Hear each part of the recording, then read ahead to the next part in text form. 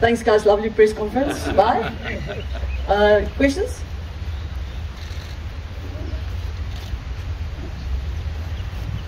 Hi, guys.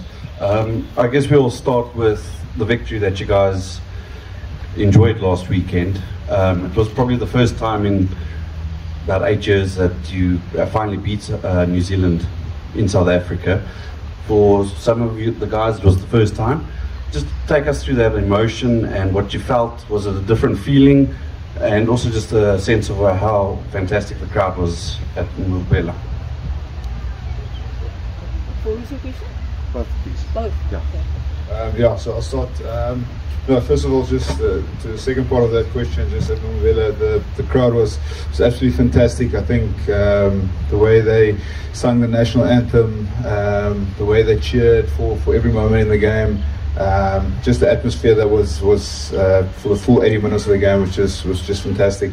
And then on the victory, yeah, extremely proud. But in saying that, it took a lot of hard work and behind the scenes analysis, tough training camps, hard lessons we learned in the Wales series that build up to last week. So it's a bit of a relief to get the victory, but we know there's still for this upcoming weekend there's still a lot of hard work to do, and especially in that 80 minutes between the four white lines.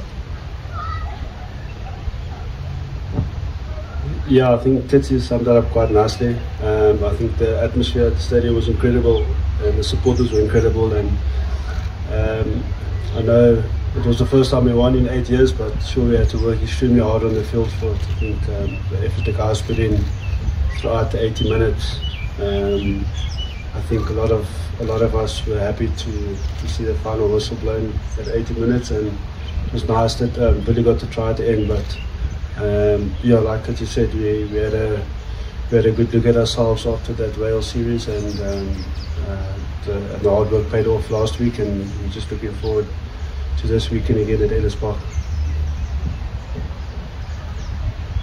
Hey, Stephen and Damian, congrats on the victory last weekend. I just want to take you back to a different time. 5 years ago there was a 57-0 loss in Albany. I think there's 8 players involved in this team that were in that match. Since that time you've gone on and won a World Cup and a Lions series. Can you just talk me through what's changed in that time? Obviously you've got a new coach, but from your perspective within the team, how have you transformed, what's changed to get you to where you are now? Both of you, if you could. Yeah, like you said, obviously the coaches have changed, and I wouldn't say the philosophy changed a lot, but I think Rassie and Jacques and Stocker managed to get the buy-in from all the playing squad when they came on board, and obviously Jacques brought in a new mentality on defence. Even when we played England in that June series in 2018, it was the first time that us as a group had played together with under Rassie and Jacques and Stocker. So yeah, I know a lot changed then, and we were 23 points down in that first 20 minutes against England, but the way Jacques and Rassie, I know Rassie was in the coach's box and Jacques was on the side of the field, but the way he kept on pushing us to go harder and keep making them make decisions on the field. The more he was talking to us on the field, the harder we went, and it started to pay off. And obviously, I think that series alone, just beating England, I think they came off quite a few wins before that, and they were unbeaten for quite a while. And I think us as players and as coaches, we took a lot of confidence from that. I mean, we played Argentina and we won one and lost one, and lost to Australia the first test away as well. But yeah, when we played against New Zealand as well, obviously the game started, and like New Zealand do, sometimes they come out and you look at the scoreboard after the first 15-20 minutes and sometimes you're 21 points behind. And I think that first test against New Zealand in 2018 we were 14 points behind, and like Jacques did in the English series in June that year, he just asked us to go harder and make decisions and put ourselves under pressure on the field. And luckily for us, at the end of the day, we won our first test against New Zealand since 2014, I think, and in New Zealand for a very long time as well. And it was incredible last week to see the atmosphere in South Africa. Obviously, we haven't played New Zealand since 2018 in South Africa alone. So, but just to beat them on home soil again, I think us as players, we can take a lot of confidence from that. But we also know that what they can bring onto the field on Saturday. We also know they love playing at Ellis Park. The last time we played them at Ellis Park, they beat us just before the World Cup in 2015. So we were really looking forward to the challenge, and I know that New Zealand will come back a lot stronger, and yeah, it's going to be an incredible game on Saturday. Damian, just talking about Ellis Park, there's a lot of talk about the Ellis Park factor. Is it a factor? Is it a ground you guys particularly like playing at, and what is it like to play there? Yeah, it's nice. I think when you get to train there for the full week, it's obviously very nice. Obviously, when Lions were doing well in Kitshoff, myself were at the Stormers, and we had to play Lions when they had that superior pack, and they were playing incredible rugby, and we had Super Rugby 3 times or 3 years in a row in the finals. It was quite tough to come play at Ellis Park, but we know it's a national treasure in South Africa. Us as players, we treasure it. I'm looking forward to it. Kitshoff can elaborate more on it, but yeah, I think what we experienced last week at Mbombela Stadium, I think it's going to be probably very similar. I think a lot louder at Ellis Park this weekend, and yeah, it's going to be a great occasion. And I know, like I said earlier, the All Blacks won't disappoint on Saturday. Steve, can you answer that question as well about what has changed? Yeah, I think personally for me, it's Rassie and Jar came into the Bok group with a plan, and I think their biggest job was probably to convince everyone to become to be aligned with the plan and play a certain brand of rugby that will actually get us to win test matches. So I think it was the buy-in from the squad from the day that they walked in right through to now, and the consistency they had in the way they coached, in the way they talked, in the way they motivated us to play a good game of rugby is what stood out for me in the since that 57-0 loss to where we are today. So yeah, it's probably just the alignment and understanding how big every single test match is, and the way each player in the squad actually gets himself up to play a good game of rugby. How's it, Stephen? On this side. Joseph coming in for Bongi now, obviously big moment for him. Third game for the Boks and first against New Zealand. How do you guys sort of keep his head in the game and keep him grounded for the massive match this weekend? And then secondly, from what you faced last weekend in Mbombela in the scrum battle, what did you think of New Zealand's pack, and what kind of battle are you expecting again this weekend there? Yeah, so for Joseph, I'm extremely happy for him. I think he's been involved with us for quite a while, and he's been training hard and working hard. He knows the structures in and out. In saying that, also very sad for Bongi. Hope he gets well soon and back on the field. But yeah, so when it comes to scrum time and the battle we faced against the ABs, yeah, I think they've always been a good international outfit, especially when it comes to lineouts and scrummaging. I remember back in the day when they had stalwarts like Owen Franks and those guys who set the standards for international scrummaging that I looked up as a player, as a young player, and now actually being there and playing the game. I think they will always come out and be a tough opponent. I think we had a lot of work to do, especially from the second half. Didn't get the dominance we wanted, but we put in the hard work this week, and yeah, it's going to be another physical scrum battle coming this weekend. Stephen, I'll address this to you just because you've been involved in the South African sort of franchise game for the last 2 years. I was going to say actually that your season started last September, but it didn't actually start the previous September. You guys are on a sort of like a never-ending season now. You're talking about how hard you have to do to beat the All Blacks. Your Stormers teammates have just come back from an off-season. How are you guys bearing up physically and mentally? Because I mean, it just feels like you're playing like non-stop rugby. And what are you doing to get around that?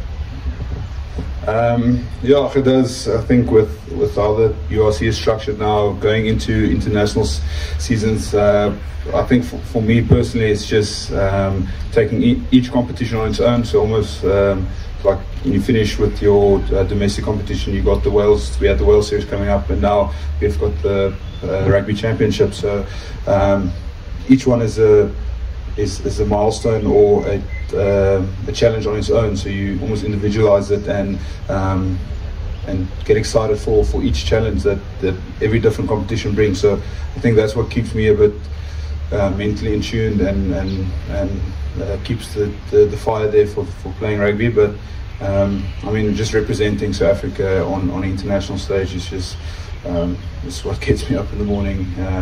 To go into the gym at 7 o'clock in the morning and do a full day of training. So, Kitshoff and Damian, just chatting about the iconic Emirates Airline Park and how much you enjoy playing there.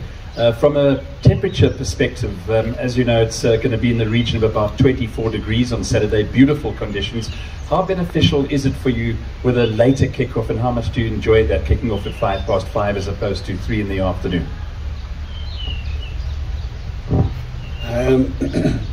Yeah, I don't think it will be that hot at 5 o'clock in the evening, but it's going to be quite dry, and that's why I think the All Blacks won't disappoint us on Saturday. Not to say that they disappointed us this past weekend, but towards the end of the game at Mbombela, it got quite greasy.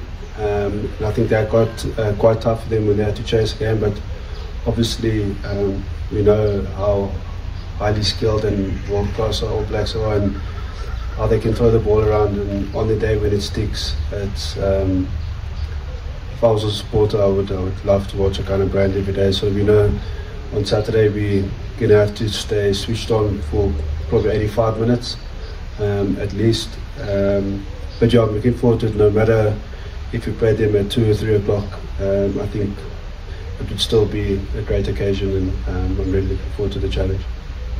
Damian, this is obviously an All Black team under immense pressure at the moment, lost 5 of their last 6. Does it feel like this All Black group is ripe for the picking at the moment?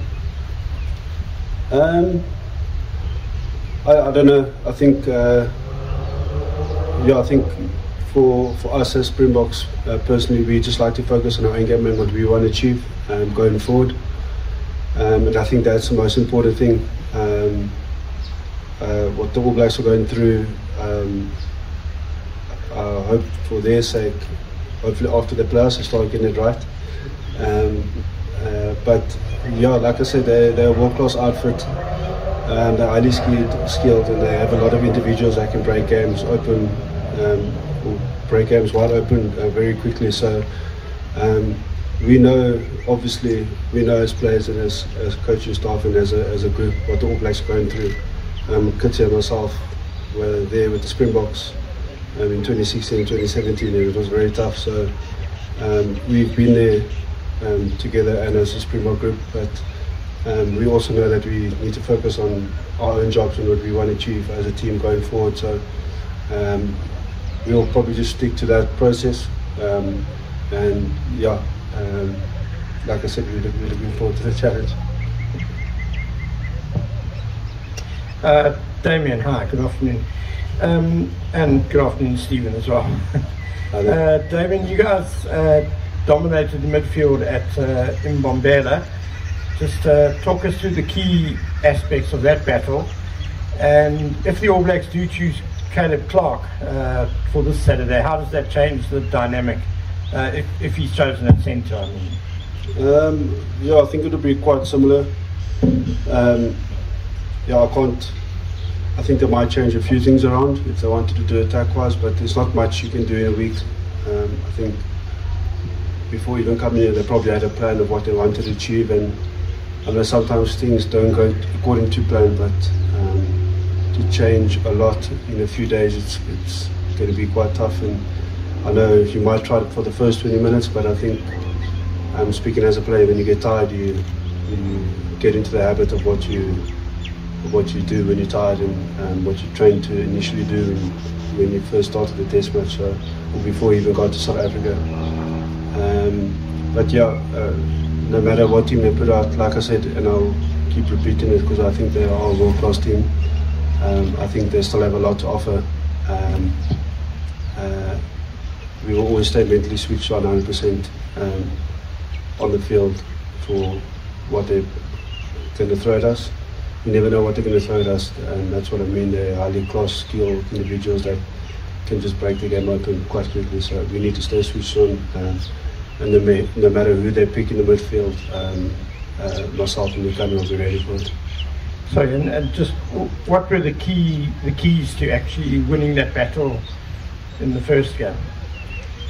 I think we played in the right areas, and obviously I think we held the pressure on them quite a bit in the first half, and tried to get them to play out of their half quite a bit, and I think we achieved that. But we also know that when it comes to our defence, we know there's a big work rate on it, and like everybody knows, we try to make it very physical around the defensive area. And yeah, I just felt that we handled our plan, we imposed our game plan quite good on them for the first 30 minutes of Saturday, and then you could slowly start feeling that they were starting to get more involved in the game. And like I said, we have to stay switched on for 100% of the time. I think there were times maybe where we switched off, and we could have gone either way with the 50-50s, some of the calls maybe as well, but yeah. Damian, with the 6-2 split on the side again, with the 6-2 split, a lot of you backline guys have been having to pull 80-minute shifts constantly over the season so far. And how tricky has it been also with the early injuries, in the third test against Wales with Cheslin going off, and then Faf last week, having to know that you guys are going to have to pull a full shift without any sort of backup coming on for you? Yeah, it's a good question. I think sometimes it can get you off guard. But we know as a backline that we go 6-2 split, we put it in our minds already in the week that we are probably going to play 80 minutes, even before we see someone get injured. And that's just unfortunate what happened to Cheslin, and I know he's recovering well, and I know what happened to Faf was very scared on the field at the time as well, but we also know he's recovering well. So these things do happen in rugby. It is a collision sport. Sometimes you can go 5-3 split with 3 backs on the bench, and you might get a couple of head knocks, and you might lose 4 backline players. And we know Kwagga has played sevens before, so I think if it push did come to shove, I think Kwagga might have to cover for us sometimes on the wing. But yeah, I think for us, just going into the game, knowing we're going to 6-2 split, we try and put it in the 80 really that we're going to go do for the full 80 anyway. Guys, we've got another 2 players lined up over here. Is there any Afrikaans questions for Steven? Happy? Awesome. Okay, cool. Thanks, Steven and Duke. We're bringing in Mapimpi and Kwagga now.